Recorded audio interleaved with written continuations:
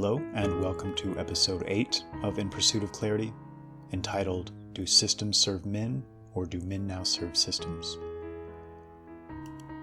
I was struck by Tucker Carlson's monologue the other night and wanted to devote this cast to the topics covered.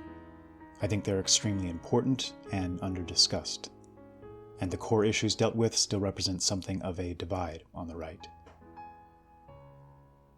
I grew up respecting free market capitalism. Not wholly embracing it, but because I valued the concepts of hierarchy and meritocracy, and bought into the idea that this was the closest thing we had to either of these in our modern world, I found myself arguing in its favor more often than not, believing that perhaps with some minor tweaks and refinements, our present system might work very well. What I've come to realize in the many years since is that this framework we have in place today, as it actually operates in the real world, is sick and corrupt to its very core. It merely managed to cultivate a more attractive veneer, a more pleasant facade, to tempt so many on the right into deeming it tolerable. As the conception of a higher power died a slow death for the majority of those in the US, money naturally slipped into that void. It's not often discussed, probably in part because it's depressing and a devastating realization, but money is, for all intents and purposes, the new god for most in the West, broadly speaking. Energy flows where attention goes, and we no longer fix our eyes upward, seeking the lofty or beautiful or transcendent, and strive to walk with or work to become more like the greatest possible ideal we're capable of envisioning. Though few would recognize it, and even fewer dare admit it, for most people their success and self-worth in life is largely defined by one simple metric.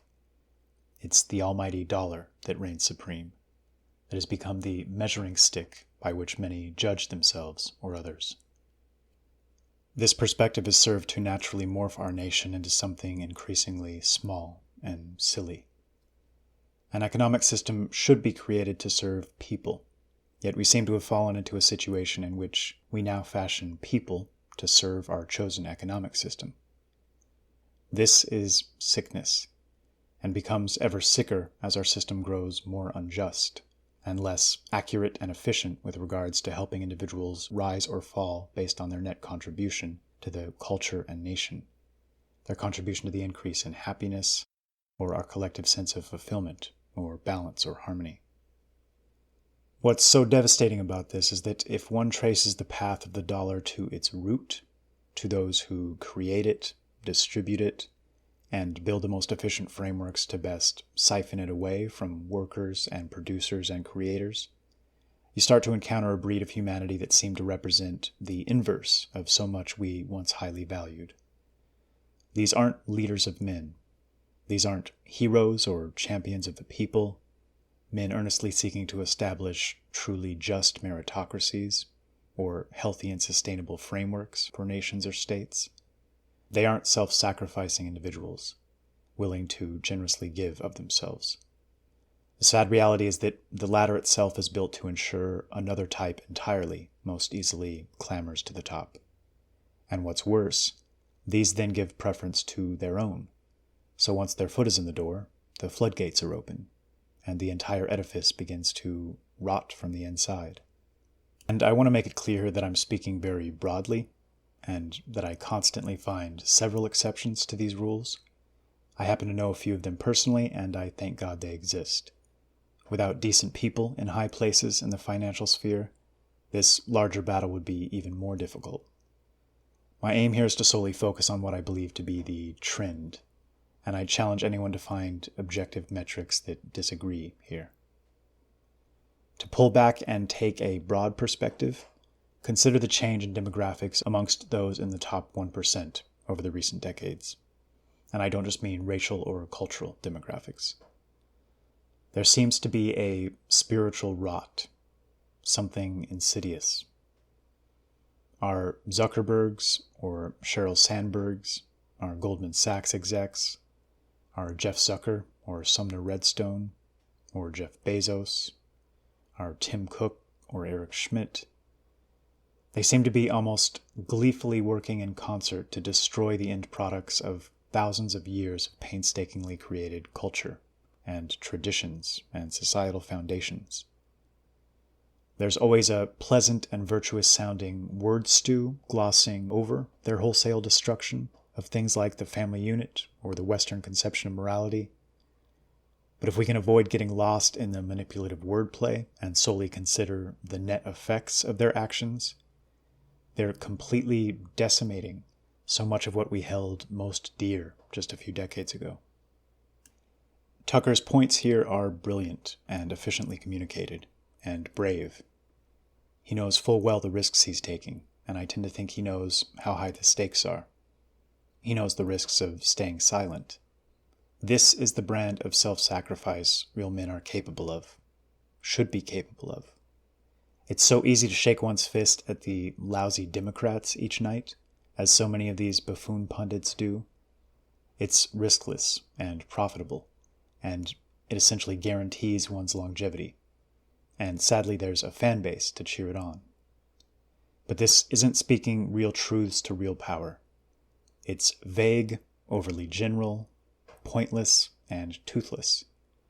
I've come to believe it's a purposefully inefficient drawing of the battle lines to ensure one never clearly names specific dangerous forces capable of biting back. I have no respect for it, and I'm not even able to stomach watching such personalities anymore. Tucker is not this. He seems to recognize the culture war with clarity, and has the courage to articulate and clarify the battle lines, a first step in any efficient struggle. If our new moneyed class were composed of creative entrepreneurs in the mold of a Henry Ford, or pioneers and inventors, or genuine visionaries, one might be able to make the case that this isn't such a big deal. There'd still be much merit at play with regards to the overall shaping of this ruling hierarchy. This is no longer the case, not by any stretch of any objective person's imagination. When Sheryl Sandberg speaks of valuing one's shareholders above one's responsibility to their own children, this isn't a misquotation or mischaracterization. This is how many in this circle think. This game we've invented for ourselves has become the central pillar of existence for those unable to find depth or substance elsewhere in their lives. And while this might be a tragedy on an individual level, it doesn't cross the line into becoming a national and global threat until we realize that these are the types of individuals our current system is ushering into ultimate power at a dizzying pace, and it dispenses with their opposites at an equal pace. Politics is largely stagecraft. The animating force behind it all, the puppeteer holding the strings, is money. Virtually every man has his price, and our political landscape has been shaped accordingly. Those willing to play ball have very long and successful careers, and are essentially guaranteed swooning praise by the complicit press. McCain, Romney, and Flake are prime examples of this. The vast majority of the public roundly despises these men, and yet the press still has the audacity to carry out its role as provider of cover fire for their actions, with the most glowing coverage imaginable, as if these were patron saints. It makes one's stomach churn. These are people so audacious as to aggressively lobby in favor of wars, in favor of the loss of American blood and treasure, to further extend their personal bottom line, and those of their friends and associates and fellow travelers. One wonders if they even bother to do the mental gymnastics required for the self-justification of such actions in a moral or ethical regard anymore, or if they simply don't care in the least. Another important point Tucker made is that an increasingly large number of these people are childless as well, which may play some part in magnifying their extremely short-sighted and atomized worldviews. I'm not sure anyone, even their most staunch defenders, truly believes they're seeking to create a happy and healthy world for future generations. What they're seeking is personal gain, as our system is constructed to condition them to do. Financial gain, gain in social capital, gains in influence and power for their own sake. Fame itself has become its own reward.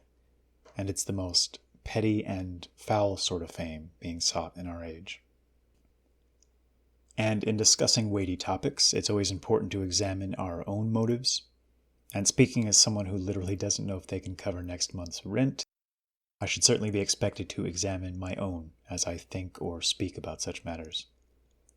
No one is completely free from personal bias on any issue, ever.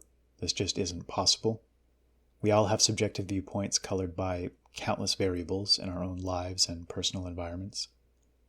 So the best we can do is attempt to take an objective and reasoned standpoint by both pulling back and simultaneously giving credit where it's due to the ideas on the other side.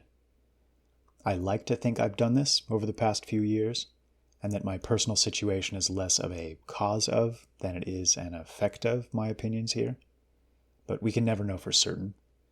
I do know that I've gradually come to despise the net effect of our new national idol on the country at large, and believe our kneeling at its altar threatens to spell the death of those traditions and ideals and eventually people that have created every great and healthy society throughout history. Unfortunately, it's not just a pithy, cliché line when Tucker speaks about our current leadership not caring. Many years ago, I may have heard this line with a bit of skepticism, believing it's a mixed bag. Perhaps some don't care very much, but most enter these career paths because they seek to do good. I no longer believe this.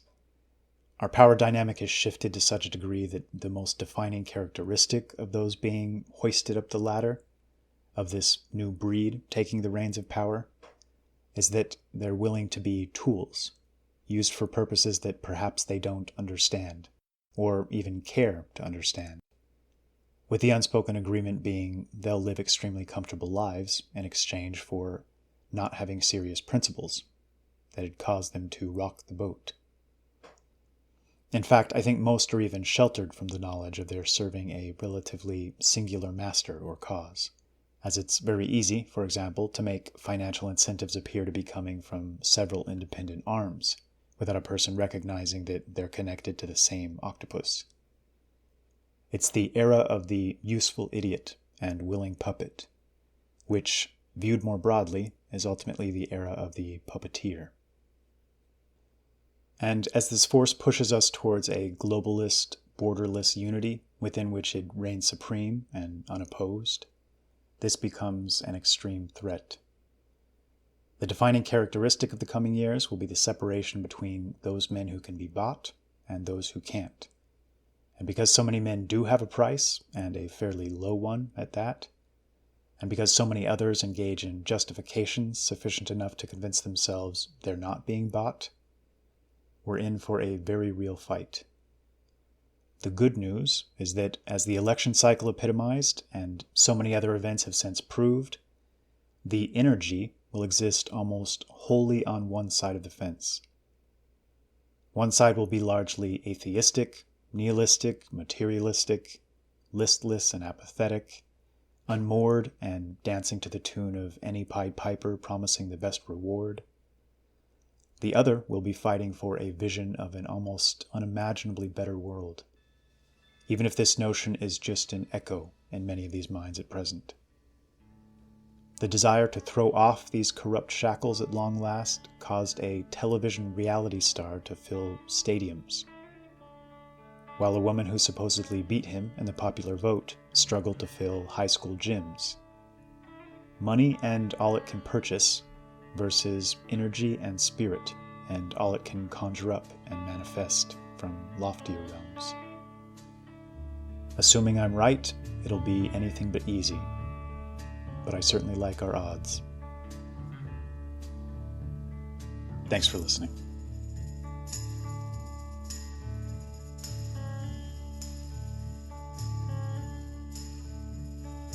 This is the end, beautiful friend. This is the end, my own